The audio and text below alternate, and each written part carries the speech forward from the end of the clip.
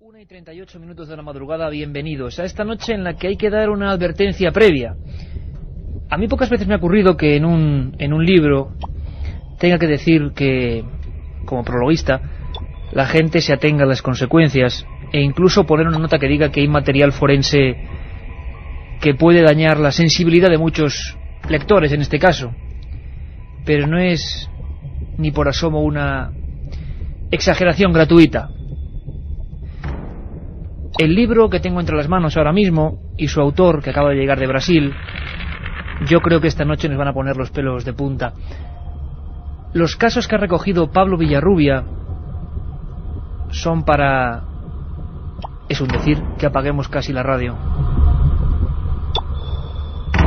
Había una serie de historias que todos los que siendo niños empezamos con el misterio teníamos muy dentro del cerebro. Hoy vais a conocerlas en profundidad. Nombres que quizá al gran público no digan nada, pero para nosotros eran tremendamente importantes. Representaban lo extraño, representaban lo imposible, representaban la cara más amarga o más oculta de los misterios. Nombres como João Prestes, como Rivalino Mafra da Silva, como Arcesio Bermúdez. Y esta noche, todos los amigos de Milenio vais a poder conocerlos. De primera mano, con los documentos, con los testimonios, con una persona que ha viajado hasta cada lugar remoto para poder hacerse con los últimos restos de historias que siempre fueron ocultadas. Ah, por cierto, él ha llamado a su trabajo Las luces de la muerte.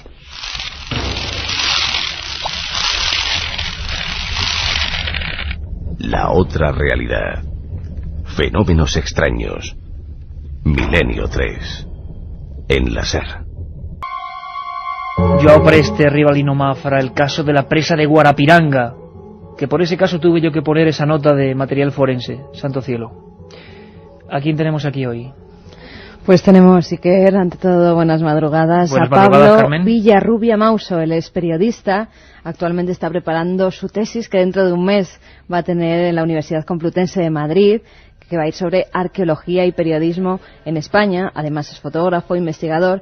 Desde hace 16 años viaja por América Latina, África y Europa en busca de lo insólito y misterioso. Su curiosidad sí que lo llevó a seguir la pista de misteriosas muertes y agresiones ocurridas en América del Sur y atribuidas a extrañas luces y objetos voladores. Un lujo para nosotros, porque la radio tiene a veces buenos premios, como estar hoy aquí, en penumbra, estar acompañados de Katia Rocha, de Carmen Porter, por supuesto, y como no, de Juanma Frasquet, que me ha prometido además que va a poner toda la carne en el asador, esas músicas. Por cierto, a los amigos de Valladolid ayer, que atestabais la sala de la Caja Rural, mil gracias. Y a esos amigos invidentes que querían venir aquí a ver Milenio, por supuesto que lo van a ver, nunca mejor dicho, y lo van a sentir, y que decían también que Juanma les daba mucho miedo y que todo les daba mucho miedo, pero que no podían apartarse del receptor. Y a los amigos de la carretera que nos encontramos también. A tanta gente, gracias. Por cierto, Carmen, antes de... porque va a ser el único momento suave de la noche, también gracias a la Asociación Profesional Libre de Periodistas y Reporteros de Investigación e Información Especializada, que nos han concedido el premio al programa más creativo de la radio, Milenio 3 de la cadena SER. Muchísimas gracias, amigos, de verdad, es un placer. Lo recogeremos en la ciudad de Cáceres. Bueno, madre mía, Las luces de la muerte, el archivo del misterio, editorial DAF, cuando el misterio ataca. No, y es uno de esos programas, como digo, que a uno le gusta de verdad hacer y escuchar. Carmen, 3 libros, ¿no? Claro que sí, líneas abiertas como siempre en ese 7640, palabra clave, milenio, espacio y lo que vosotros queráis. Estoy segura que vais a tener muchísimas preguntas sobre los casos que nos va a contar Pablo Villarrubia, porque de verdad yo he leído el libro y después de leerlo es difícil dormir. 7640, palabra clave, milenio, espacio y lo que queráis. 3 libros de luces, las luces de la muerte. Tendré que decir dentro de poco doctor Pablo Villarrubia. Pablo, después de casi, dentro de un mes o un poco más, creo que sí. Bienvenido, hermano, ¿cómo estás? Muchas gracias, Iker. Y un honor ser entrevistado por ti, una persona sensible a estos temas, que conoces de cerca la realidad también de estos casos, y yo creo la mejor persona para entrevistarme, seguro, ¿eh? Oye, Pablo, porque sabemos que en España también, luego hablaremos de eso, si te parece, hubo casos paralelos, parecidos. Menudo trabajo, de verdad, felicidades, amigo, felicidades porque es estremecedor. Los documentos gráficos de verdad son increíbles y son muchísimas las historias que uno recordaba de niño. Por ejemplo, luego hablaremos de eso, pero por ejemplo, había una historia de un hombre, ¿os imagináis ahora mismo, a los 1:44, un hombre que se ganaba la vida buscando piedras preciosas, con su familia, absolutamente pobres, y que una especie de luces, parecidas a una cosa ovalada, emitiendo un torbellino de polvo, lo hacían desaparecer delante de su familia? Historias que parecen dignas de la ciencia ficción, pero que vamos a ver que tienen informes forenses, que tienen documentos, que tienen investigaciones policiales. Nadie se metía en estos casos. Y te voy a ser sincero, ¿por qué? Porque ocurren en zonas sobre todo de Brasil que son peligrosas hoy. También, exactamente, el caso de las máscaras de plomo, uno de los casos que está mencionado en Luces de la Muerte, ocurrió en una región que hoy está tomada por el narcotráfico. Incluso la misma policía de Río de Janeiro no se atreve a llegar a este lugar, donde hubo 2 muertes muy misteriosas, muy semejantes también. Podemos trazar un paralelo con los casos ocurridos aquí en España, de los que ya has tratado en otros programas también, ¿no? Por ejemplo, Pablo, hay un caso que es trágico y tremendo. Era una noche de carnaval, terminaba el carnaval, era 1946 y había un pescador que se llamaba João Prestes Filho. Era una persona, no es que tuviera conocimiento de casos raros, porque todavía en el mundo no se hablaba de fenómenos aéreos anómalos.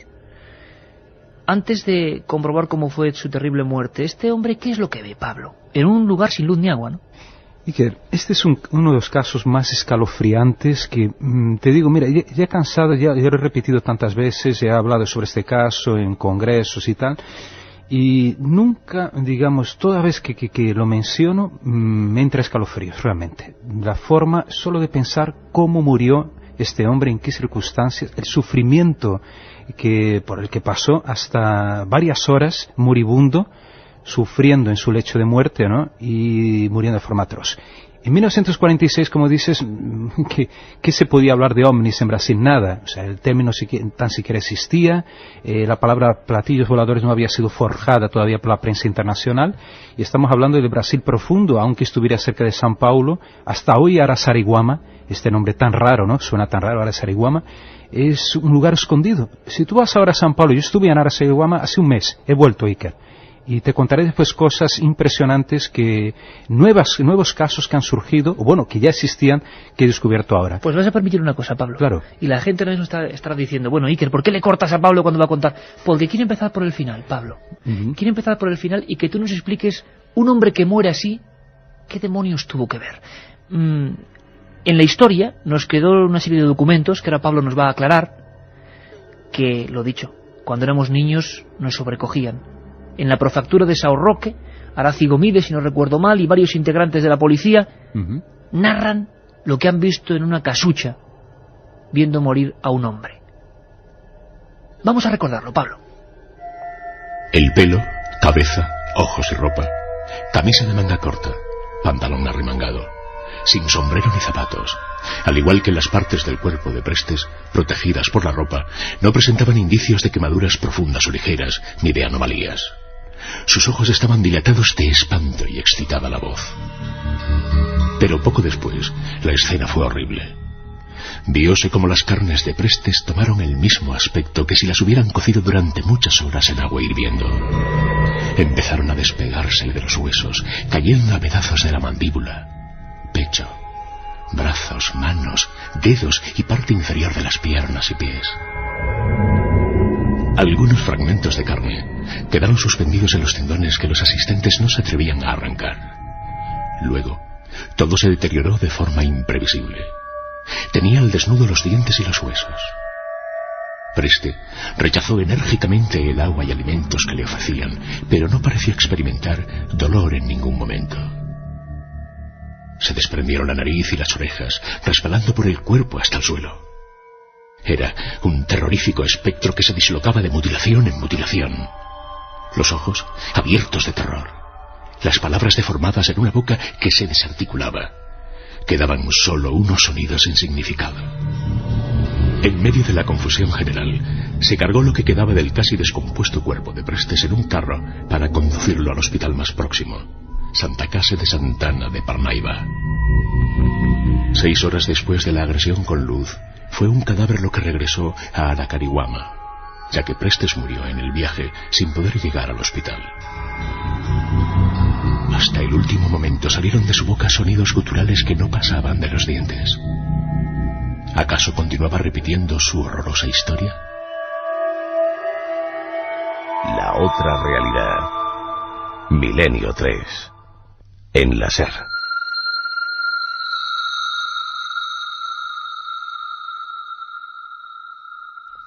¿Qué le pasó a este hombre, Pablo?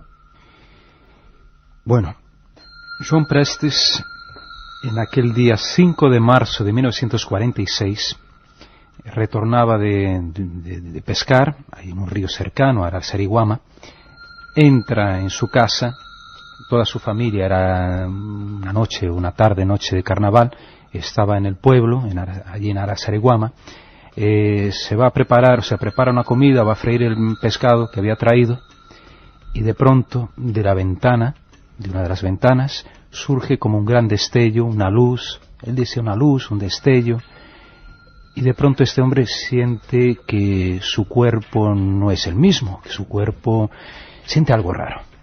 Entonces entra en pánico, y en ese momento se echa a correr, abre la puerta y descalzo corre más de 3, 4 kilómetros hasta llegar al centro de este pueblito, de Araçariguama. Allí se echa en la cama de la casa de su hermana y bueno, pasa lo que pasó. O sea, su cuerpo estaba quemado, horriblemente quemado.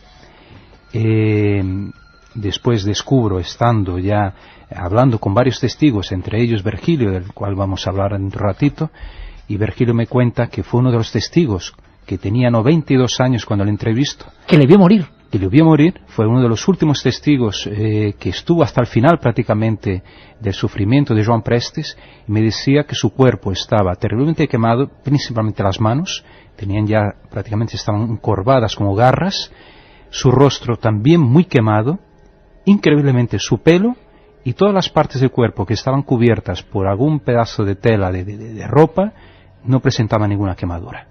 Eso era lo más extraño, lo más fantástico del caso. Pero como os he dicho, Pablo Villarrubia,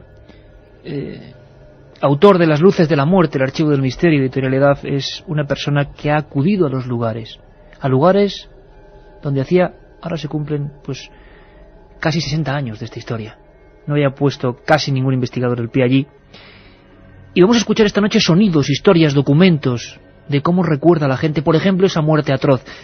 La prensa regional en su día decía algo así como: haz de luz provoca una muerte atroz. No sabemos qué mató a Joan Prestes, pero tenemos las voces todavía de unas personas que estaban allí, junto a la policía, los médicos, en aquel camastro. Bueno, quien escuchamos ahora, Pablo, es a Virgilio, ¿no? Virgilio Alves. Este hombre tenía 92 años, desgraciadamente en el año 2000 murió atropellado, con 90 y tantos, ya 94, 96 años, creo, y fue el último testigo vivo realmente del sufrimiento de Joan Prestes, y que además me reveló otro hecho increíble, que Joan Prestes, algunos meses antes, había sufrido un ataque de un boitatá. Boitatá, según el lenguaje indígena tupí-guaraní, el boitatá es la serpiente de fuego. Él viajaba montado en una mula por las montañas, por las serranías de la Sierra del Mar, selváticas, cuando de pronto se vio acosado por una luz, una esfera luminosa, que se acercó se acercó a él y casi le derribó de la montaría, ¿no?, del animal. Vamos a escuchar a Virgilio. Le está entrevistando Pablo Villarrubia en Araçariguama, siguiendo la pista de esta muerte atroz, la primera, quizá una de las primeras de la historia del misterio. Escuchamos el momento, Pablo, y tú nos vas contando, ¿te parece? Muy bien, perfecto. ¿De qué cortaba a carne de él? Le preguntabas de qué color tenía la piel, y decía que estaba tostada, que estaba medio rojiza. Rojiza, avermellado, en portugués. La ropa. La ropa. Y no estaba quemada la ropa, eso nosotros sorprendidos, ¿no?, preguntándole, insistiendo. Yo, Suenaga, mi amigo Suenaga. Solamente las partes expuestas al aire estaban quemadas. Exactamente, el pelo estaba, o sea, el bigote no estaba quemado, el cabello tampoco, que recubría la cabeza. Después vino la policía, además, policía técnica, que era muy raro en aquellos tiempos, solo por un caso muy excepcional que podían comparecer. Y decían que era alguna fuerza invisible, decía el que atacó, que no era una cosa de este mundo lo que atacó a Joan Prestes.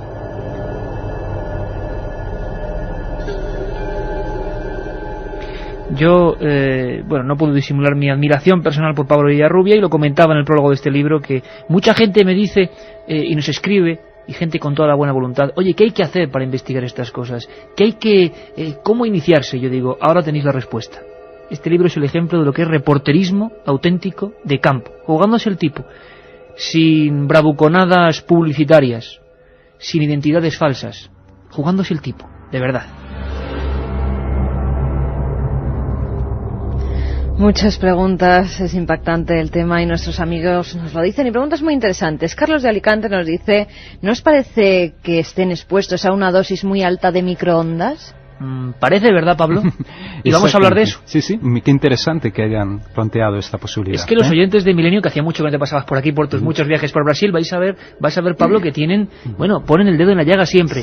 Radiactividad, sorpresas para la segunda hora. Vamos a ver a científicos, sí, científicos de los de verdad, no de los gritones que hay por ahí, científicos de los de verdad, máxima autoridad de investigación nuclear e innovación del Gobierno de Baleares, doctor Bibiloni Brotat, contándonos eso, casos OVNI, como suena, y radioactividad en el cuerpo humano. Creo que vamos a aprender mucho.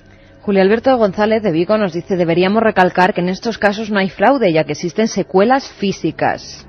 Adelantando un poquito y brevemente, Pablo, lo que viene en una hora entera de investigación, porque es que hay partes, actas de defunción, actas policiales. Además, mi amigo Claudio Suenaga, un gran historiador y también investigador del fenómeno OVNI, consiguió rescatar la acta de defunción de Joan Prestes, diciendo que la causa de muerte era totalmente desconocida, y que allí hay un aspecto también muy interesante, y que no sé si lo comentamos en otras ocasiones, que el cuerpo de Joan Prestes ha desaparecido. ¿Cómo? Desapareció. El cuerpo, o sea, los restos mortales, desaparecieron en los años 70.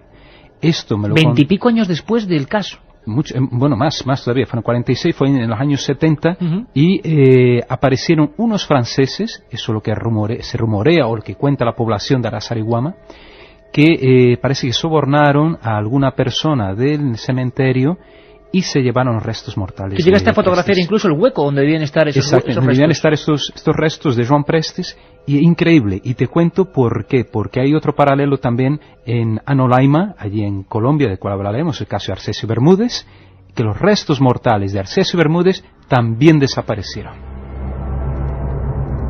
Ahora me has dejado de piedra, Pablo. Ahora me has dejado de piedra. Porque uno de los casos que seguiremos es el de la guacha asesina, caso de Arcesio Bermúdez, Colombia, santo cielo. Y también el cuerpo, ¿tendrá que ver eso con esa visita que le sorprendía a Virgilio, 92 años, de la policía técnica, que nunca iba para nada y estaba esa noche en el pueblo? Qué curioso, ¿verdad?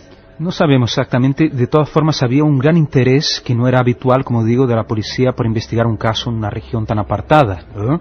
Y además hicieron análisis en aquella época, una serie de exámenes y tal, y este material ha desaparecido por completo. Yo estuve en la comisaría de policía de Santana do Parnaíba, que en aquella época llevaba toda esta investigación, y no hay ni rastro de esta documentación. Hubo fotos, se hicieron varios estudios, y se hizo incluso una autopsia, y de esto nada se sabe.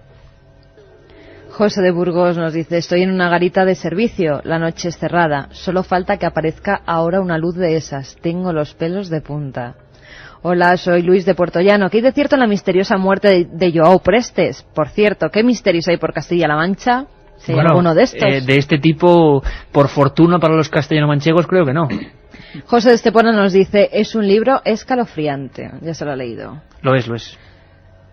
¿Por qué hay solo en Brasil luces mortales? Nos pregunta Carlos de Manresa. Creo que vamos a quitar esa idea, aunque sí es el lugar donde más casos hay otros países, ¿verdad? Guatemala, por ejemplo, el mismo México también. Colombia, en este caso. Lo que pasa es que en Brasil, por ser un país muy grande, posiblemente se den más casos. Y siempre regiones tan apartadas, ¿no? Siempre regiones apartadas. Hay gente, Carmen, que está pensando, ¿verdad? Experimentos, siempre la gente tiene esa doble conciencia. Bien, lo paranormal por un lado, pero también experimentos de control, experimentos... Mira, lo tengo justo aquí mismo. Jorge de Pamplona, experimentos militares, nos dice. En 1946, muy difícil quizás el uso de microondas en una región como Araçariguama. Fíjense que las características, por ejemplo, del tejido no estar quemado, justamente porque no tiene agua, ¿no? Y las microondas actúan sobre materia, digamos, con moléculas de agua. En el caso el pelo es materia seca, el tejido también, y por eso posiblemente no actuaron ahí las microondas, ¿no? Pero sin el cuerpo, o sea, la carne de Joan Prestes, que aunque no la versión inicial que se tenía es que había caído a trozos el cuerpo, después descubrimos que no, pero que estaba horriblemente quemado, eso era cierto. Horriblemente quemado. Nos marchamos porque vienen los servicios informativos. 1 hora entera de investigación en vivo, Las luces de la muerte, con Pablo Villarrubias. Esperamos. Si quieres viajar a lo desconocido, no dejes de leer El archivo del misterio, de Iker Jiménez. Los libros del tercer milenio publicados por Editorial Edaf. Ya a la venta El enigma nazi de José Lesta, El código B de David Zurdo, Top Secret de Santiago Camacho, Magos y Reyes de Marra y Bueno y El camino de Santiago de Mariano Fernández Urresti. Si te gusta el misterio, esta es tu colección.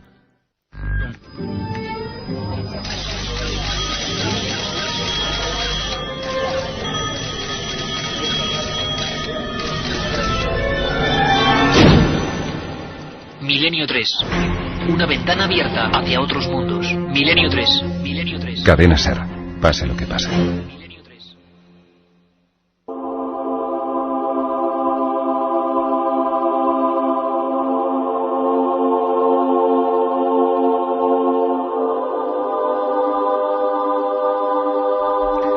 Dos y 6 minutos y hacemos un pequeño receso porque Pablo nos estaba poniendo los pelos de punta en el buen sentido con la buena investigación. Y con los casos que reflejan ese trabajo, Las luces de la muerte. Cuando el misterio ataca y sale una mano, en su portada una mano con sangre. Desgraciadamente, estos sucesos de los que casi nadie habla existen también. Libro editado por EDAF y 7640, Palabra Milenio, sorteamos esta noche 3 ejemplares para todas vuestras preguntas, cuestiones, críticas, comentarios, lo que queráis. Sabéis que este es un programa interactivo. Por cierto, hablando del programa interactivo, una mínima nota antes de que Juanma Frasquet de nuevo dé un cambio de tercio y nos meta de nuevo en la investigación. 3 salidas muy próximas, Carmen, 3 salidas de Milenio y por favor, porque estamos siendo invadidos de mensajes, que la gente sobre todo se ponga en contacto con la cadena SER local, la cadena SER donde se hacen los sitios, porque ellos estarán organizándolo todo. Carmen, 3 salidas de Milenio, mes de octubre-noviembre. La primera de ellas el 22 de octubre, que nos vamos a Alicante para hacer en el Paraninfo de la Universidad de Alicante pues el programa ante el público, ante todas las personas que nos quieran acompañar. A ver, apunto aquí, 22 octubre, viernes, Alicante. Alicante, sí. Todos invitados. Un sitio al que yo quiero mucho. Después, una semana después, el viernes día 29, estaremos en Toledo, ciudad mágica donde las haya. Con muchas sorpresas. Ya diremos el lugar exacto donde se va a realizar para que nuestros oyentes pues vayan a buscar, que las pidan ya, si quieren las invitaciones. Que se pongan en contacto por lo menos con la cadena SER en Toledo y en Alicante. Eso es. Y la última de estas salidas la tenemos el 5 de noviembre y nos vamos hasta Vitoria. Ni más ni menos. O sea que 5 de noviembre Vitoria, 29 de octubre Toledo, 22 de octubre Alicante. 3 salidas para estar con vosotros cara a cara en este vuestro programa, nuestro programa, porque lo hacemos entre todos. Y dicho esto, hecha esta anotación, Juanma, nos sumergimos, si quieres, de nuevo en eso, la búsqueda de las luces de la muerte.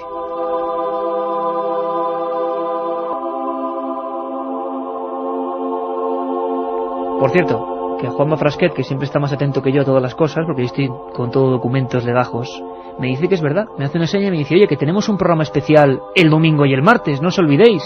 El domingo 2 horas, Misterios del Mar. El domingo de 9 a 11 de la noche tendremos 2 horas para compartir con todos vosotros Milenio 3, y el martes, Día de la Hispanidad, un especial de Milenio 3 de 10 a 11 de la noche. Domingo de 9 a 11 de la noche y martes de 10 a 11 de la noche. ¿De 10 a 11 el martes es?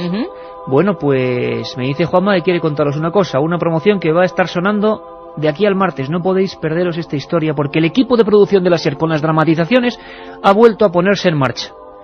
Bueno, yo solo os digo que escuchéis. Almirante, hay algo que no me resisto a preguntarle de nuevo. Usted dirá, Alteza. ¿Cómo se puede tener un conocimiento tan preciso de valles, minas, montañas y ríos de un lugar en el que nadie ha estado jamás? Cristóbal Colón guardaba un secreto, una increíble verdad que solo algunos han sabido con el transcurrir de los siglos. Ahora es el momento de conocer la otra historia del descubrimiento. Milenio 3. Este martes programa especial de 10 a 11 de la noche, con Iker Jiménez, Cadena SER.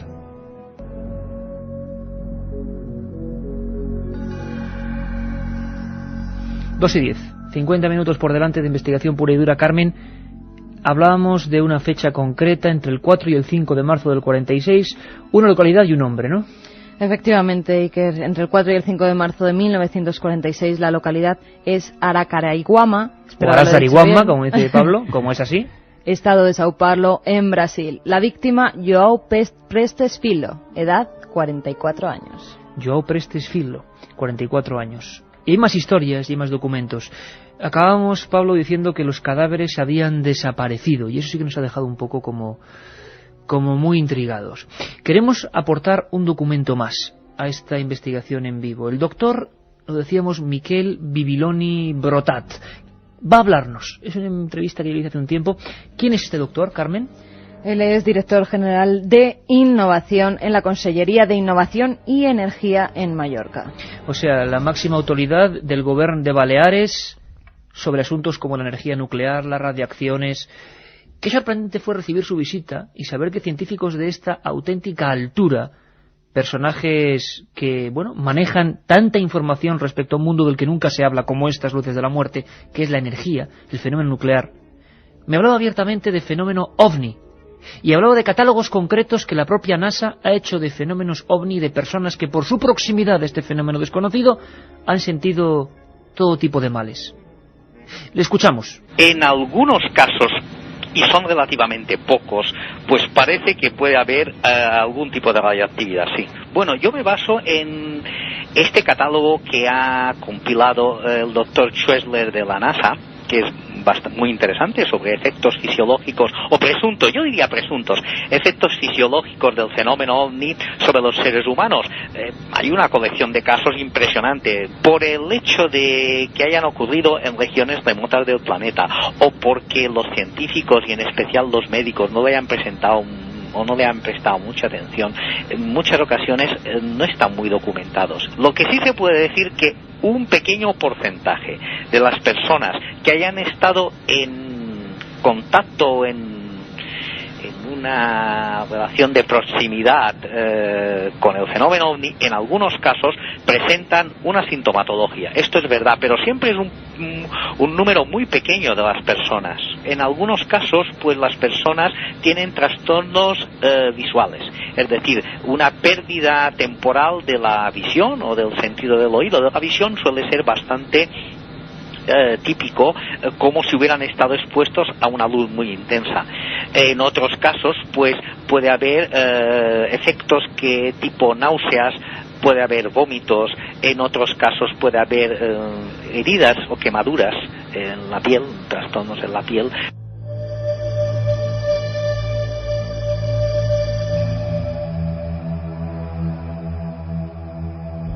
Hablaban de un hombre, Carmen, John Schwessler, ¿no? Y nos ha sorprendido a todo el mundo que alguien de la NASA pues haya investigado el fenómeno OVNI de esta manera. Efectivamente, Iker era un ingeniero de la NASA, investigó los efectos físicos sufridos por testigos en avistamientos de ovnis. Realizó un proyecto al que llamó VISIT, en donde se clasificaban los daños o efectos más frecuentes sufridos por los abducidos y se confeccionaba un retrato robot de esos seres que habían sido observados por los testigos. Estudió 130 casos y realizó un retrato robot del tipo de entidades más frecuentes. Se trataba de seres de apariencia humanoide, con una estatura mediana, entre 1,20 metros, cabeza desproporcionadamente grande, ojos también muy grandes y achinados, piel grisácea, boca y nariz pequeñas y brazos muy largos. Esto en casos más cercanos incluso de lo que estamos hablando, que este doctor, ingeniero de la NASA, investigó. Efectivamente, Iker, algunos de ellos fueron con efectos mortales en algunos de los casos para los testigos de esas luces de esos ovnis. Bueno, el catálogo de Schwessler, la NASA y este doctor, máximo representante de la Consejería de Investigación y de Energía del Gobierno de Baleares. Pablo, habla de efectos visuales, pérdida de oído, imagino que en grados más profundos de radiación. heridas y quemaduras. Pero este sería el caso máximo de esta historia, ¿no? Sí, posiblemente, porque, claro, llegó a tal punto de quemaduras ya muy profundas. Pero hay otros casos, que a lo mejor ahora me indagarás también, ¿no, Iker?, sobre el caso de la isla de los Cangrejos, que es muy significativo en cuanto a heridas y también consecuencias futuras, ¿no?, funestas para sus víctimas. Yo estoy viendo aquí, en tu libro, estoy viendo en una de las páginas este otro caso también ocurrido en Brasil, quizá no tan espectacular en la forma de muerte como la de ese pobre pescador, escena digna de Goya, ¿no?, cayéndosele los tendones casi delante de la gente, pero en la página 46 de tu libro, Pablo, hay una foto terrible que dice así: Apolinario, Firmino en coma y Aureliano, en una foto de un periódico de São Luís, heridas y traumas de por vida. Son 3 hombres, 3 pescadores, heridas y traumas de por vida. ¿A estos qué les ocurrió, Pablo? Estos 3 que ves en la fotografía que está en el libro son los supervivientes. Uno de ellos no está más para contar la historia, ¿no? El fallecido Firmino fue José Correia fue la víctima fatal. Esta historia, y que fue una quizá de las más impresionantes de las que he investigado en Brasil. Esto ocurre en el año 1977. Esto ocurre en una isla misteriosa, digamos, tal como Julio Verne diría. Una isla donde ocurren toda clase de fenómenos, se escuchan por las noches lamentaciones, lloros, se ven luces sobrevolando esta isla, y nadie se atreve a llegar hasta ahí. Incluso, ¿cómo se llama la isla? La isla de los cangrejos, los caranguejos en portugués. Y fue en esa isla en que todo sucedió, en que estos 4 hombres iban en un barco, en el barco Mara Rosa, cuando están durmiendo ellos tranquilamente después de talar troncos de árbol para llevárselos a São Luís do Maranhão, en el norte, en la región amazónica brasileña, están, como digo, tranquilamente descansando, cuando a las 5 de la madrugada se despierta uno de ellos, Apolinario Correia, y se percata de que algo había ocurrido con sus compañeros, con su hermano especialmente, con José Correia. Percibe que este hombre, que estaba dentro de la sentina del barco, estaba durmiendo en una hamaca, estaba totalmente desfallecido, le toma el pulso y ese hombre estaba muerto.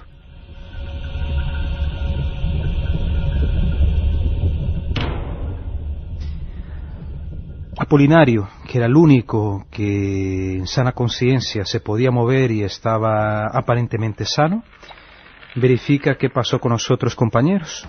Entonces se acerca a su cuñado Aureliano, y este hombre apenas podía hablar, estaba tumbado, tirado en el suelo, presentaba quemaduras en varias partes del cuerpo, quemaduras de 2º grado. Su otro amigo también, Firmino, o sea, el otro hermano, Firmino, estaba en coma, también horriblemente quemado, en los hombros y en una nalga. Desesperado Apolinario, sin saber prácticamente qué hacer en ese momento, solito él trata de conducir la embarcación de 15 toneladas hasta buen puerto, hasta São Luís, a más de 80 kilómetros de distancia. Imagínate la situación, Iker, de este pobre hombre, un pescador, tremendo, asustado, sin saber qué exactamente había ocurrido, porque no había marcas de nadie, no había huellas marcas, de nada se había quemado alrededor del barco. Incluso estaban en la playa donde estaban ellos, no había ni una sola marca de huellas, nada. Estos hombres, uno muerto, 2 malheridos, ¿no?, en coma. Y bueno, ¿qué pasó? Este hombre va hasta São Luís, incluso la policía sospecha de que el pobre Apolinario hubiera tenido parte en alguna de estas, en la muerte, incluso en las heridas. Incluso le intiman con violencia. Uno de ellos, uno de los policías militares, muy rudo, le pregunta: usted es un macoñeiro, usted es un marihuanero, usted ha matado, y él con un arma incluso le intima, y este pobre hombre, claro, le dice: no, pues pasó esto y no pude hacer nada, y vine hasta aquí con mis hermanos y mi cuñado. Bueno, Isla dos Cangrejos, 1977, ¿qué pasó ahí? Nadie sabe exactamente, hasta hoy no se ha descubierto la causa de la muerte de José Correia, por qué Firmino entró en coma.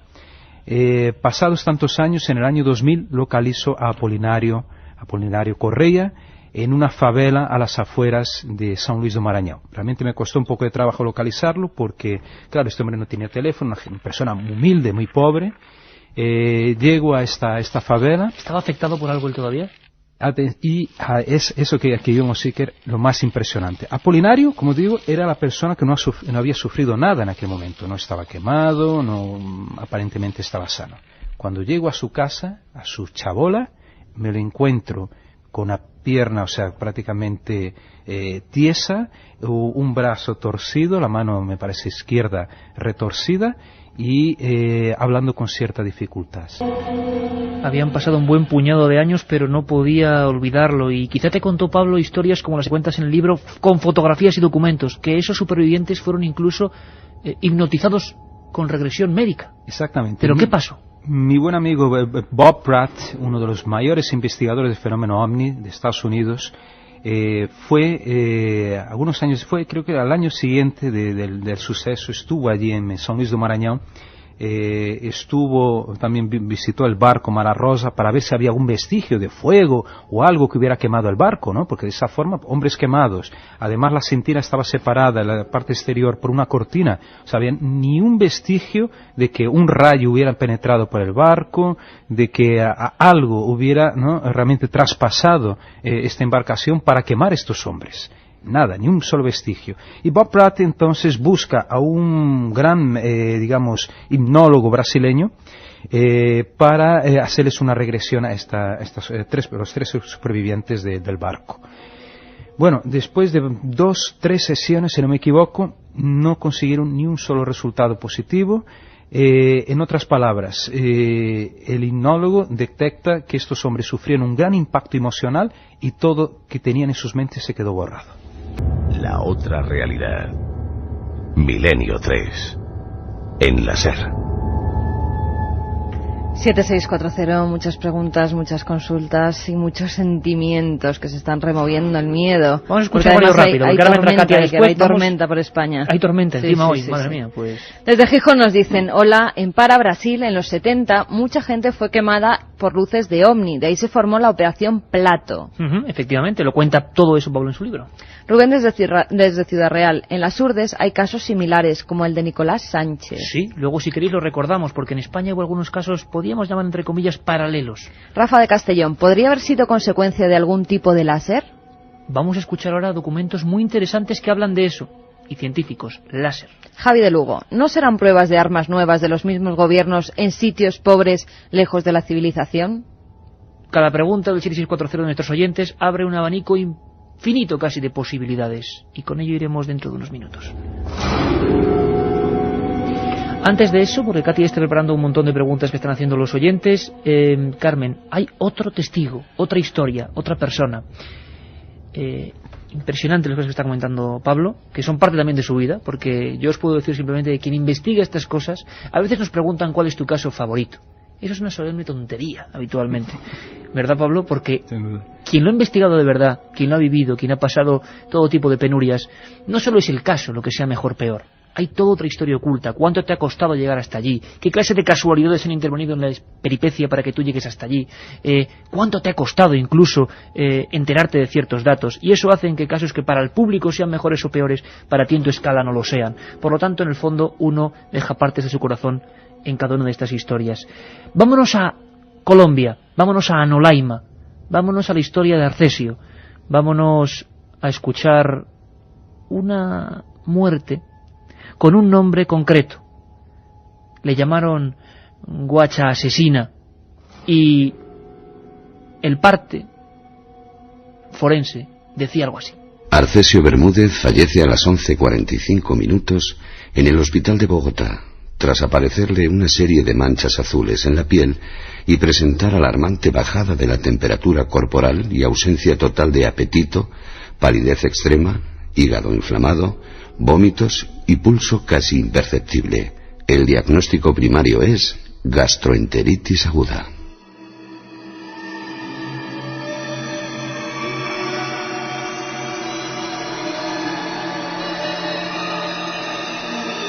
Milenio 3.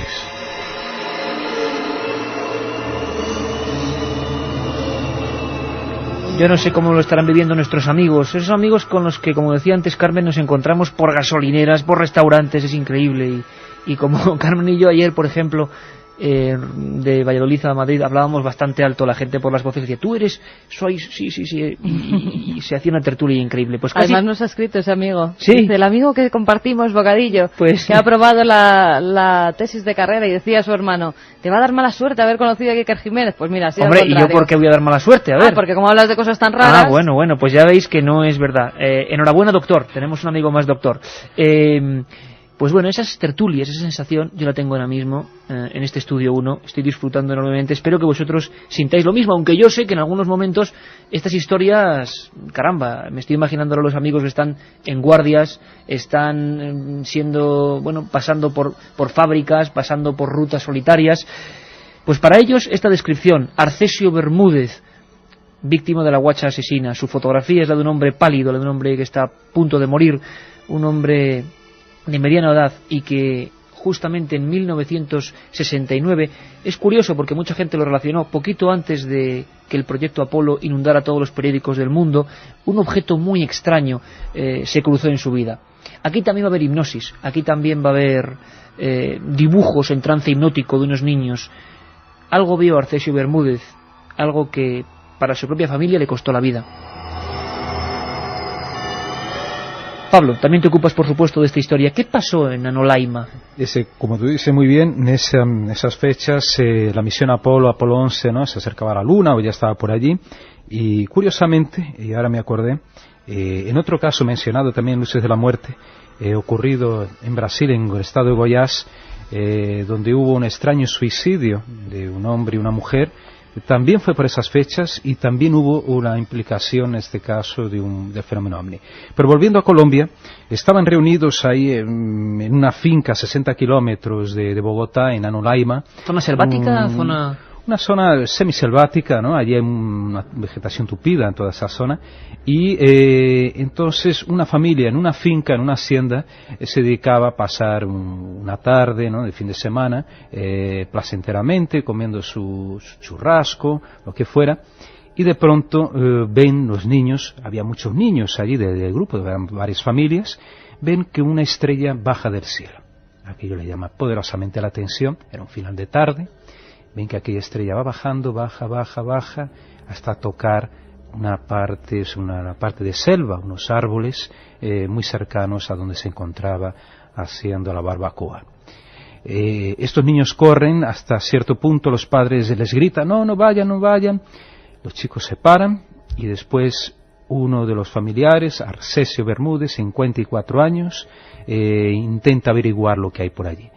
Camina en dirección a aquella luz y cuando se acerca, para su sorpresa, se topa con un objeto a menos de 7 metros de distancia, de forma redonda, casi ovoide, amarillo, entre el amarillo y el naranja, y en su interior una extraña criatura.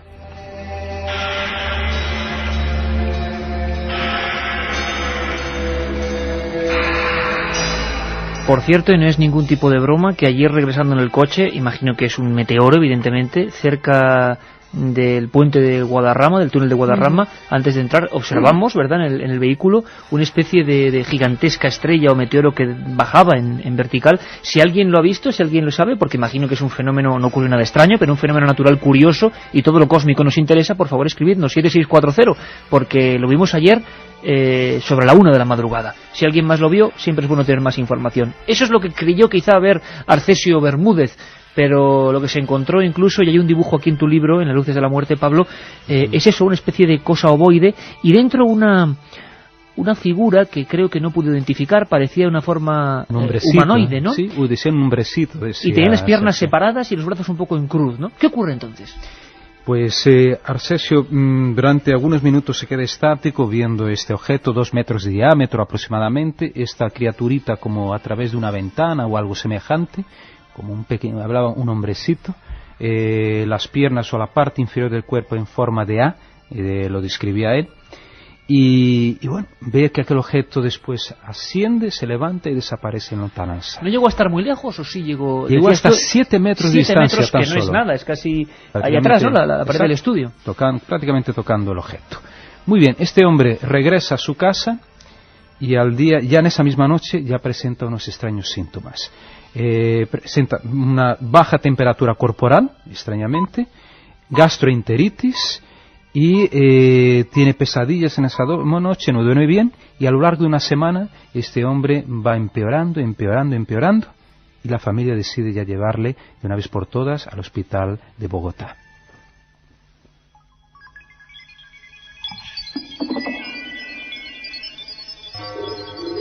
Y en ese hospital, Pablo, los médicos, ¿qué se encuentran? ¿Piensan que están ante un enfermo más? ¿Él les cuenta su historia?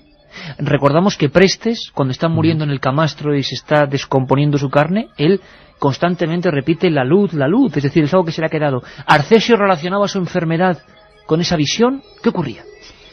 Arcesio, me imagino por el estado deplorable en que se encontraba, físico y mental, posiblemente sí que contó la historia a uno de los médicos que estaban en el hospital. Este médico, por casualidad, era un forofo de la ufología ya entonces, y él escribe una carta a la APRO, que era una de las mayores instituciones ufológicas, ¿no?, de todos los tiempos de Estados Unidos. Y él escribe a un tal de John Simon, contándole el caso, que le parecía muy raro y que no le parecía una simple gastroenteritis lo que había afectado y finalmente llevado a la muerte a este pobre hombre. Y entonces se plantean la hipótesis realmente ufológica a partir de la descripción que les da antes de morir, ¿no?, a estos médicos, o a este médico en concreto, ¿no?, Arcesio Bermúdez. Y a partir de entonces se plantea esta posibilidad de que Arcesio muere en función de algún tipo de radiación emitida por aquel extraño objeto al que estuvo tan cerca, solamente 7 metros. O sea, de nuevo, el fenómeno radiación.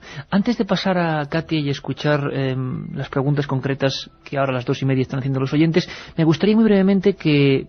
Hay gente que pregunta por qué solo en países, vamos a llamarlo así, pobres, en algunas regiones pobres, ocurren estos fenómenos. ¿Por qué con gente de poca condición cultural? No es lo cierto. Ha habido muchos casos que aparecen en ese catálogo del doctor Schwessler de la NASA que implican una realidad completamente distinta. El fenómeno OVNI, si podemos llamarle OVNI, no quiere decir esto extraterrestre, sino objeto volante identificado, se presenta y no tiene, parece ser, predilección ni por pobres ni por ricos, ni por una raza ni por otra.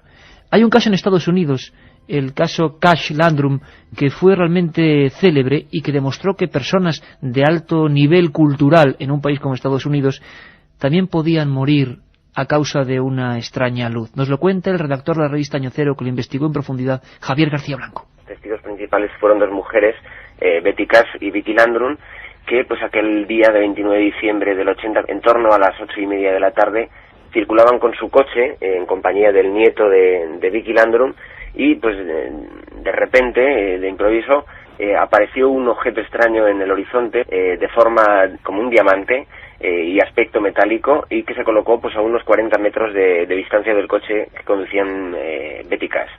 Este diamante se paró ahí en la carretera y ellas decidieron detener el vehículo ante el temor que aquello les producía.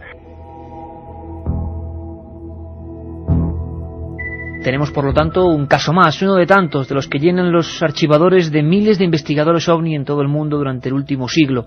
¿Qué lo hace distinto? ¿Qué pasó? Fue entonces cuando empezaron a sentir un calor terrible, una sensación angustiosa, y Betty Cash, que fue quizás la testigo principal del caso, salió del vehículo para observar mejor aquello. El niño, que era Colby, se quedó todo el rato dentro del coche, y Vicky Landrum, que era la abuela del niño, salió tan solo unos 2 o 3 minutos. Y fue precisamente Betty Cash, que es la persona que estuvo más tiempo fuera, la que sufrió peores secuelas físicas. Aquella misma noche ya comenzó a tener unas terribles náuseas y dolores de cabeza, y tuvo que acudir al hospital de la capital de Texas, y allí pues la sometieron a una serie de pruebas y se dieron cuenta de que presentaba unas quemaduras bastante graves. Comenzó a caérsele el pelo de la cabeza a mechones y nos explicaría un cáncer. Los otros testigos, Colby fue quizás el que menos sufrió los efectos, porque no salió del coche y quizás eso le protegió de aquello que estaban presenciando. Aparte de unas terribles pesadillas y incontinencia urinaria, pues tan solo tuvo el desagradable efecto secundario de que le creció el vello en partes del cuerpo cuando se trataba tan solo de un niño. La otra realidad. Milenio 3. En la SER. está por aquí Katia Rocha, la que espero que no se encuentren con ninguna de estas luces de las que habla Pablo Villarrubia, porque, vamos... Pues lo mismo te deseo a ti. Imagínate lo que ocurre, los mechones de pelo y demás, no puede ser, no puede ser. Bueno, el primer oyente nos pregunta, sin ánimo alguno de faltar, ¿no es curioso que este fenómeno se dé solo en países en vías de desarrollo? Es lo que estábamos comentando, es decir, ahí tenemos el caso. Hay países de primer mundo en el que quizá lo que es cierto es que no hay tanta documentación o tantos casos, pero los hay. Qué valiente Pablo por meterse en esos pueblos pudiendo estar en su tierra natal con sus playas y caipiriñas. Chema de Madrid nos dice científicamente... Un momento, Katia. ¿A qué responderías ahí, Pablo? Que estamos en un momento de distensión más o menos porque era muy duro lo que contabas. ¿Por qué un tipo como tú, que puede estar en Brasil, que es un país que tiene otros muchos placeres, decide hacer esto? Y si lo puedes contar brevemente, mejor. Mira, raramente, la verdad, me echo en una playa, me tumbo en una playa en Brasil. Además me inquieta y además ya estoy preguntando si es que me quedo en una playa, pregunto a los vendedores de playa si han visto algo raro en el cielo o por la tierra, además. De formación profesional. Entonces ya... Chema de Madrid nos dice, científicamente está demostrados casos de que el organismo en determinadas condiciones ambientales produzcan combustión espontánea. Nos preguntan si podría ser esto. Todo el equipo. He leído hace poco que explotó un ovni en Brasil, en Piauí. No sé si lo he pronunciado bien. Piauí. ¿Sabéis algo más? Piauí. Sí, conozco la historia, porque he vuelto de allí ahora, he hablado con amigos que estuvieron investigando el caso. En realidad se trata de un satélite. Han descubierto incluso, son tanques de combustible esféricos de un satélite. O sea que el supuesto caso ovni, que salió incluso en la prensa en internet, es un satélite. Hay que dejarlo bien claro. Óscar de Madrid nos dice, ¿os habéis fijado en un pequeño detalle? Agua, siempre hay agua de por medio. Bueno, es que es raro que en un planeta que el 70% es agua, no hay agua de por medio, ¿no? ¿No es posible que las grandes potencias probaran nuevas armas en zonas depresivas, pobres e ignorantes? Nos lo cuenta Pietro.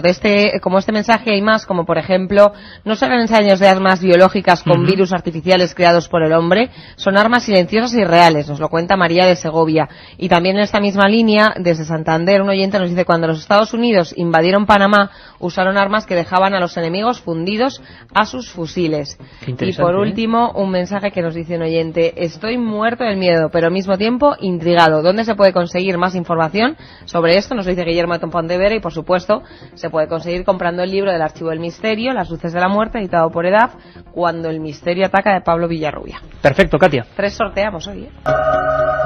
Hablaban nuestros amigos, y además Katia nos lo comentaba, ¿verdad, Carmen? Qué interés concreto en las... la audiencia del Milenio ha aprendido también que siempre hay una cara oculta y a veces muy humana en todas estas historias. Maquinarios, pruebas biológicas desconocidas, no lo sabemos. Desde luego, una teoría buena sería los lugares apartados. El doctor Bibiloni quiere hablarnos casi como una respuesta al oyente precisamente de esto, de que en algunos de los casos que ellos han estudiado, el arma podría ser... Ahora, ¿qué pinta un arma en el año 46 en Arasarihuama? Sería la pregunta. O en las Urdes. Tenemos telepatía. En 1917, cuando murió el Colás. Láser de alta energía. Hay casos que serían explicables con un láser de alta energía. Es decir, si alguien hubiera apuntado a la persona voluntariamente o involuntariamente con un láser de alta energía, pues se presentarían un tipo de fenómenos que son los de tipo visual, es decir, ocurriría eso. De hecho, hoy en día en tecnología militar el láser está a la orden del día y se puede emplear. Yo no sé si se emplea o no, pero me imagino que prototipos existen desde hace toda una serie de años. Debido a la contaminación radiactiva que recuerdo uno en Colombia, otro en Canadá, otro en Inglaterra y otro en Estados Unidos. Es decir, que todo ha ocurrido como si aquella persona hubiera sufrido una dosis significativa de radiación.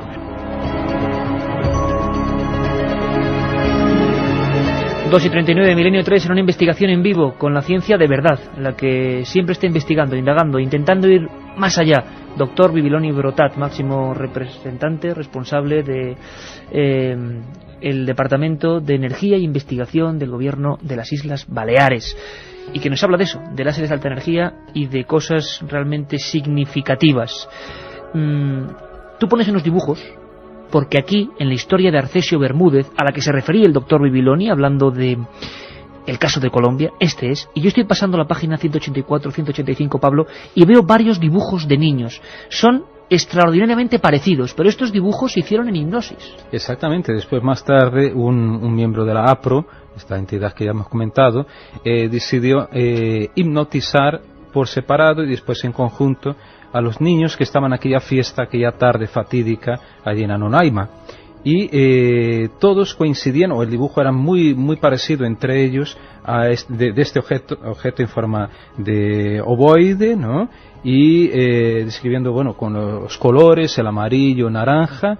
Y había otro detalle curioso que también lo comento en el libro, de que en el aeropuerto de Bogotá un piloto dio parte de que había un objeto luminoso de color amarillo sobrevolando en aquella misma tarde el cielo de Anonaima. O sea, que estamos hablando de una realidad material, que hubo un piloto que detectó, que vio este objeto. Y sobre todo médicos, partes policiales, hipnosis médica, una trama digna de la novela. Como siempre hablamos, que si alguien lo hace en novela, diría la gente, qué fantástico. Pero esto es periodismo de investigación. Pablo, incluso antes, en lo que era el informativo, cuando estaban los compañeros y tú y yo hablábamos al otro lado de la pecera, donde estaba Juanma Frasquet, pues me decías, otra cosa, Iker, otra cosa inquietante que todos los que investigamos hemos visto, hallazgos o zonas arqueológicas en lugares donde han producido estos casos. Fíjate que eso es uno de los detalles que más me intrigan, porque ahí en Anonaima, justamente debajo donde se posó, bueno, o estuvo flotando este objeto, ¿no?, visto por Arcesio, existe un templo de los Chibchas, de un gran cacique de los Chibchas, que era un pueblo precolombino que habitó, ¿no?, gran parte del territorio colombiano en aquellos tiempos, antes de Colón. Y curiosamente se habla que ahí, en esas regiones donde hay templos enterrados o tesoros, ellos los llaman huacas. Las huacas es el lugar generalmente protegido por una extraña entidad espiritual que trata justamente de proteger ese tesoro de que no sea robado por huaqueros, de ahí el nombre huaca, huaqueros, o los saqueadores de tumbas.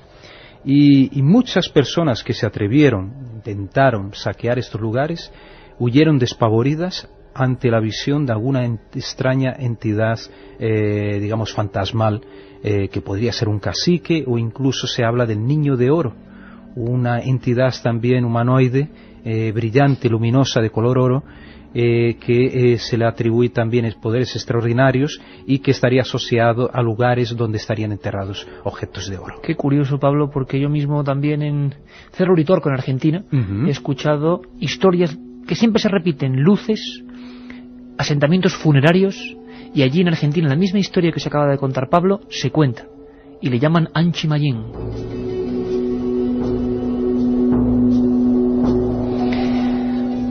Yo comento que Pablo en estas investigaciones revelaba por fin a la luz una serie de imágenes que habían sido, bueno, imaginadas por los sueños, más sueños, pesadillas infantiles. Hay un caso terrorífico, y ya sé que esta noche hay varios, el de Rivalino Mafra da Silva.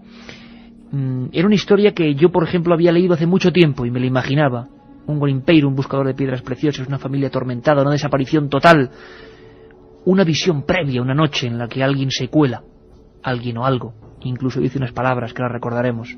Bueno, pues Pablo por fin consigue las fotos de ese lugar, ese chamizo. Incluso las fotos de los hijos, las fotos de ese tirachinas que se quedó allí cuando la gente salió despavorida. Las fotos de una historia que creíamos legendaria. Rivalino Mafra es la siguiente víctima de esta historia, Carmen. Efectivamente, Iker, todo sucede un 20 de agosto de 1962 en Duas Pontes, cerca de la ciudad de Diamantina, en Brasil. Como bien has dicho, la víctima era Rivalino Mafra da Silva. Contaba en esa época con unos 32 años de edad.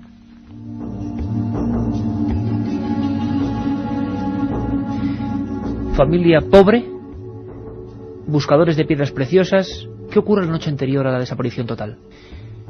Es otra de esas historias que está en nuestro inconsciente, ¿no, Iker? Tú, muchos de nosotros que dedicamos a misterio, hemos leído los libros de Rivera, Antonio Rivera, recordamos esta historia también escalofriante.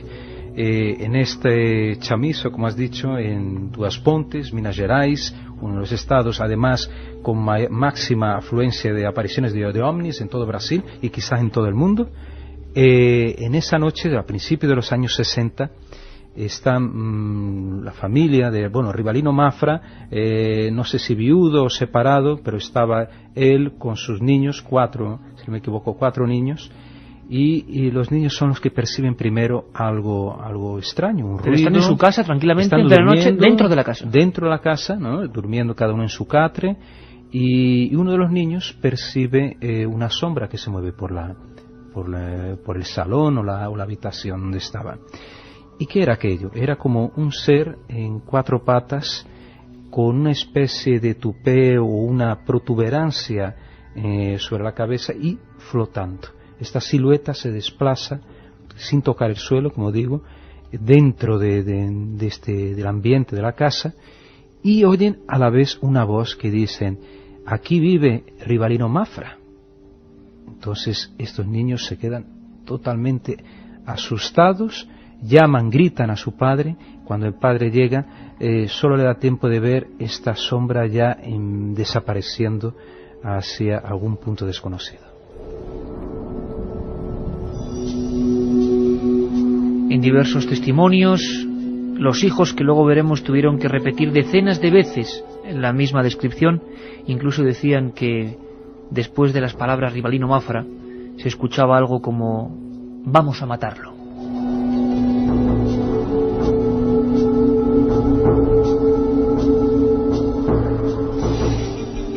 Un susto de muerte. A la mañana siguiente ocurrió algo que muchas veces el celuloide del cine en otras escenas de ovnis nos ha revelado.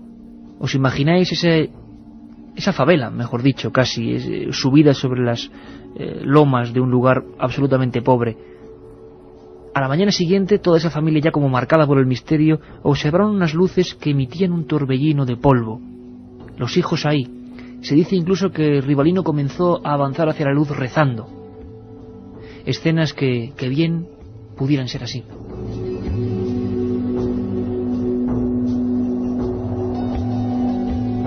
¡Aquí vienen! ¡Por el noroeste!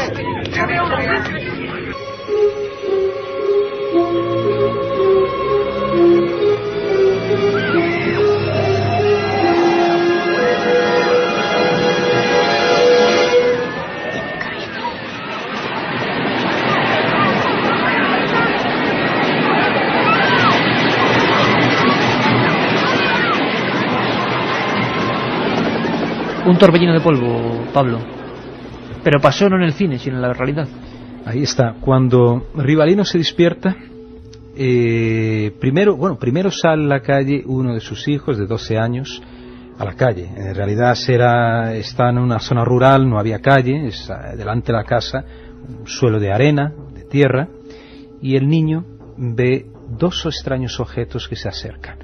Él los comparaba a tatuzinhos, que en portugués equivale al armadillo, este animal, ¿no?, que tiene una capa, digamos, sólida, cascarón, ¿no? Un cascarón, ¿no?, sólido, y ve uno de ellos totalmente oscuro y otro blanco y negro, y presenta como una especie de cola, ¿no?, uno de ellos en una extremidad. Se parecía algo vivo, más que un maquinario. Exacto, pero de apariencia quizá artificial. Eso sí, era artificial, pero con movimiento parece que se desplazaban a baja altura, ¿no?, merodeaban el lugar, daban vueltas, y de pronto estos 2 objetos se funden en uno solo, se fusionan con un estampido y empiezan a formar una especie de torbellino de levantar polvo. En ese momento es cuando sale Rivalino Mafra, alertado quizás por los gritos de su hijo, y observa aquel objeto ya, ¿no?, fusionado, aquellos que eran originalmente 2, y al acercarse este objeto empieza a rodearle y levantar una nube de polvo, una nube de arena amarilla que le va encubriendo, le va tapando, ¿no?, hasta que de pronto desaparece, se esfuma completamente en el aire.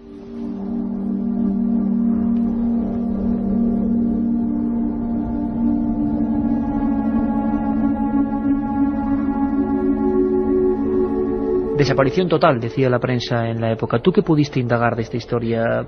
Porque se habló mucho de esto, ¿no, Pablo? Sí, te confieso, no fui hasta el lugar, está pendiente que yo vaya hasta el sitio de los hechos y seguro que voy a descubrir mucho más cosas interesantes. Pero conseguiste las fotografías y la documentación. Pero hablé con el principal investigador, la persona que primero estuvo con el hijo de Rivalino Mafra, un famoso psiquiatra, psicólogo. Este hombre perteneció a la aeronáutica brasileña. Estamos hablando de Hugo Brandt Aleixo, al cual tengo un gran respeto.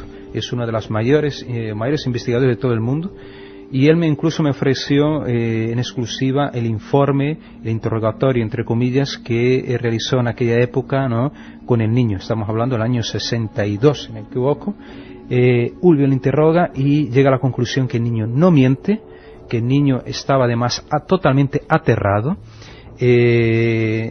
Las condiciones psicológicas del niño era perfectamente normal, pero lógicamente emotivamente estaba muy afectado por el hecho, porque estaba muy ligado a su padre. De hecho, la prensa de época especuló diciendo, bueno, Rivalino desapareció, abandonó a los hijos, o lo que fuera. Un asesinato, no había buitres, no encontraron el cuerpo, se planteó de que el padre hubiera abandonado a los hijos porque no quería hacerse cargo de ellos, pero al revés, parece que Rivalino estaba muy ligado a sus hijos, le encantaba cuidarlos, estar junto con ellos, lo que contradice totalmente esa hipótesis de la policía. A día de hoy nadie sabe qué pasó con ese cuerpo. Nadie sabe del paradero, nadie sabe dónde está Rivalino Mafra. El niño, desgraciadamente, me informa mi amigo Suenaga, falleció hace 1 año, 2 años aproximadamente, que podría ser, digamos, a lo mejor podría revelar alguna cosa importante hoy en día.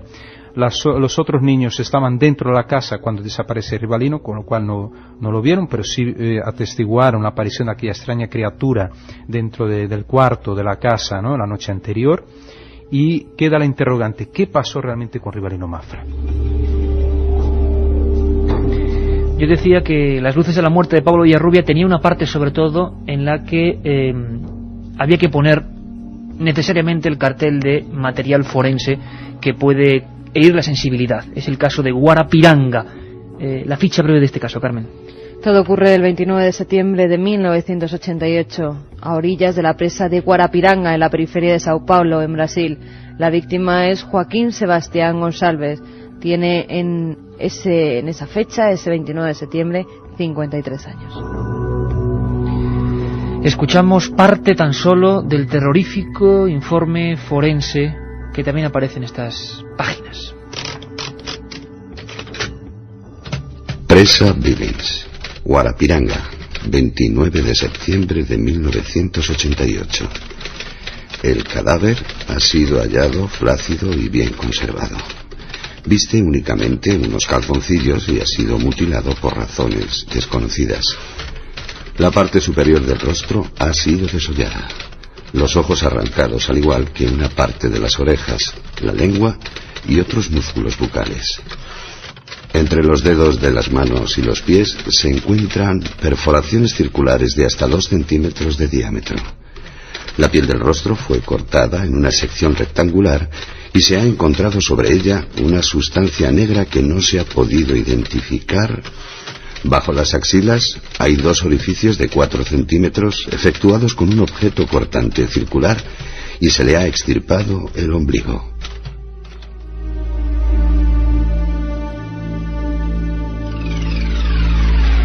Un caso estremecedor que nos dará también para otros programas, Pablo, porque hablaremos de extrañas mutilaciones animales y humanas. Una mutilación, páginas 160, 161, 162, 163, 165... difíciles de describir, porque lo que habéis escuchado está en las fotografías. La investigadora Encarnación Zapata se encargó de dar a la luz estos informes a Pablo Villarrubia, y si te parece, Pablo, la escuchamos muy brevemente.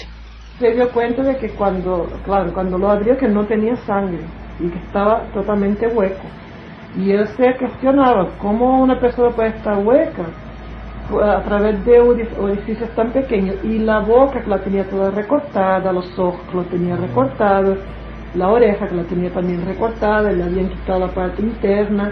Fue categórico. Eran cortes, no eran picaduras no era cosa de predadores naturales. Después, cuando abrió el cuerpo y tal, se dio cuenta que le quedaba una parte de un pulmón, y esa parte estaba tan bien seccionada como si hubieran cortado un pedazo de mantequilla. Eso le llamó la atención, así, dice, ¿sabes la impresión que me dio? Fue de que habían colocado una máquina de 200 HP y le habían hecho una succión, le habían retirado todo. E incluso yo le pregunté, digo, pero doctor, ¿usted está cierto que ese hombre no se ahogó? Dice, no, porque el cuerpo ahogado él tiene características que no hay cómo dejar de verlas, ¿no? Dice, no tenía ninguna de ellas. Fotos tremendas del misterio y que nos brinda Pablo Villarrubia, digo, dignas de pesadilla. Podría ser otra historia, mutilaciones en lugares donde hay observaciones OVNI. Un material gráfico sencillamente impresionante, Pablo.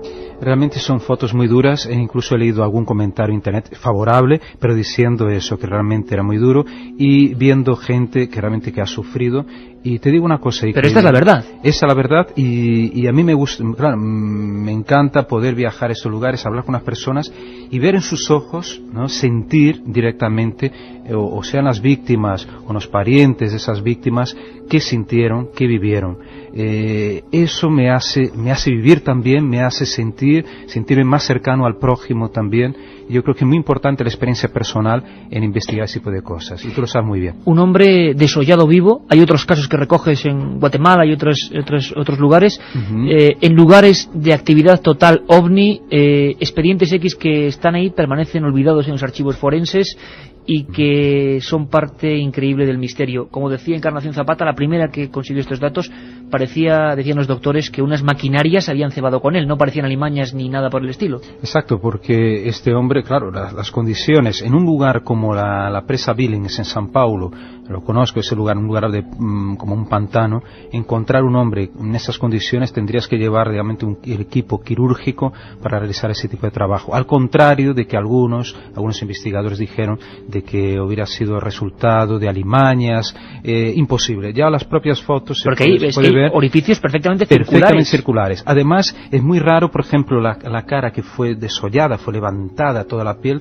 fue arrancada, y se ve ahí como una especie de material, material oscuro, como algo, como un aceite, una grasa oscura, que en aquel momento no se pudo investigar. Una pena, porque a lo mejor nos podía dar alguna pista mucho más importante, esta sustancia negra que recubría el cráneo, ¿no?, de la víctima. Seguro que muchos amigos, Pablo, están recordando otro programa donde tú estuviste aquí hablando de mutilaciones en Argentina con el ganado. Si hay algo parecido, no lo sabemos.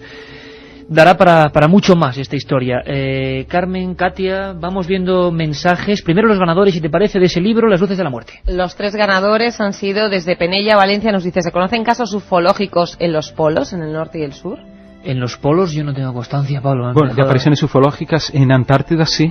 Además el comandante Pericé, con el que pude hablar brevemente por teléfono, que estaba muy enfermo, de Argentina, sí que presenció apariciones de ovnis en la península Antártida, ¿no?, que pertenece, donde están las bases argentinas. El segundo libro de Las luces de la muerte, para Judith, que nos dice, yo ayer estuve en la charla en Pucela, por cierto, fue muy amena. ¿Para cuándo un programa en directo desde aquí, desde Valladolid? Pues cuando nos lo pidan en Valladolid, la cadena SER. Y Quique de Coruña es la tercera persona que se lleva este libro. ¿Qué sabéis sobre el manual Cometa de Francia, que está relacionado con control y defensa de ovnis agresivos? Bueno, sería otra historia. En el libro, además, ¿no? Hablo de informe Cometa, muy importante, escrito por varios oficiales de Francia, científicos y militares franceses, que prácticamente afirman que existen extraterrestres. Casi afirman eso en este informe. Más cosas, Carmen. Muchos amigos que nos han escrito y que vieron lo mismo que nosotros. Ayer vimos esa especie de meteoro cayendo. No pongas esa cara, nos dan una explicación. Pablo de Vigo, estamos en el máximo de la lluvia de meteoros draconidas. Pues oye, lo que visteis fue un bólido de esta lluvia. Bueno, pues soy testigo de un bólido. Mira, soy sin embargo, Sergio de Leganés nos dice que hace ruta de Madrid a Benavente, y ayer sobre las 2 de la madrugada vio en Guadarrama lo mismo que vosotros. Pensé que era una estrella fugaz, pero demasiado. Es tremendo esto de los oyentes, Pablo, cómo van aportando cada cosa. Cuéntanos, Carmen. Un oyente nos apunta, se parece mucho a los supervivientes de Hiroshima y Chernobyl. Exacto. Es verdad. Los efectos, si ves las fotos de radiaciones y las comparas con las fotos que aparecen en el libro de Pablo, te vas a dar cuenta de que el agente energético parece el mismo. José Enrique Fuentevaqueros nos dice que la NASA está más de 150 años adelantada a la tecnología civil. No podrían ser las apariciones de experimentos. Bueno, un día hablaremos del doctor Persinger, lo hemos dejado porque había mucha historia de inducir mecánicamente apariciones, y eso es lo que dicen, que la tecnología militar siempre va muy por delante de la civil. Paco desde Barcelona, el ovni de la escala, 2 policías sufrieron secuelas, uno beneficiosa, el otro desarrolló enfermedades. Cierto, el célebre caso ovni de la escala. El último mensaje, Katia. Y Luis nos dice que dicen de estos casos los representantes institucionales de los territorios afectados por estos hechos. Habitualmente no se pronuncian, porque esto siempre queda en el archivo oscuro. Pablo, compañero, que mil gracias por este programa de hoy y por brindarnos todas estas investigaciones en este libro, Las luces de la muerte, que hay que decir, para mí el manual del investigador. Gracias a vosotros, precisamente por el profesionalismo que tenéis y poder llevar a toda España, ¿no? Y a otros países incluso, que ya he escuchado el programa en Francia, se ha escuchado este tipo de información que, a pesar de ser muy dura, es muy importante que sepamos que existe algo más allá. Hasta el domingo, un abrazo, amigos.